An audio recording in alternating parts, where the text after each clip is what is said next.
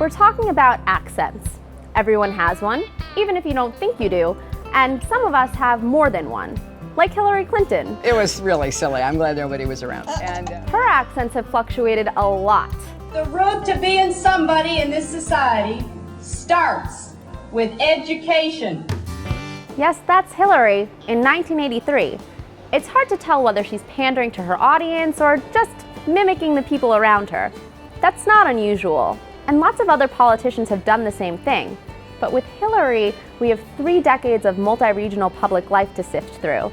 Let's go back to that 1983 clip. Starts with education, education. Even though she's from Illinois, she did marry a guy from Arkansas, so it's not unreasonable that that would affect her speech.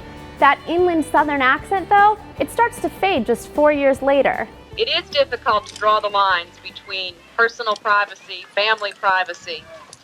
But I think as a society, we've had more than enough examples. There's a twang, but it's on its way out. The weird thing is that accent returns in 1992 when Bill Clinton is running for president. You know, they've just been minding their own business and they got hit by a meteor. You know, I'm not sitting here as some little woman standing by my man like Tammy Wynette. Every time she called distraught saying her life was going to be ruined. But through the 90s, Hillary discards her drawl. I think that is exactly where it goes. Think so? Right there in the middle on the top. Good. Looks great, Martha. Side note, there are several Martha Stewart White House specials from the 90s, and all of them are amazing. Anyway, by the middle of the decade, the Illinois native starts to sound a touch Midwestern. Questions come up, and we'll just keep doing our best to answer them, and hopefully it'll end at some point. I think that's only natural. By the time she ran for Senate in 2000, Hillary Clinton, the Chicagoan by way of Arkansas and Washington, D.C., had to appeal to New Yorkers. When I started this campaign, I'm not sure I knew quite what to expect. Lifting up our children with better education. Education. I hope you'll give me that chance. Was that a hint of the Northeast? Long-term care. Do I detect a subtle long-term care? So there's no strong accent here. But maybe the absence of an accent is in itself an accent. Let's skip ahead to 2007.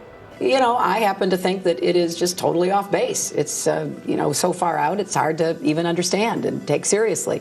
But what people are talking to me about is not that, I gotta tell you. The chop and the G's at the ends of the gerunds, we're almost past the heartland into Sarah Palin territory.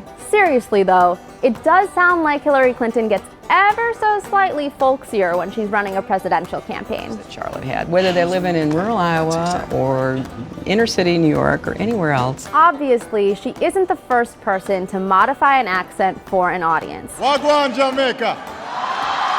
Anybody here from Guyana? Me and my mates took the tube home from the pub because we were bloody knackered. So Hillary's in good company.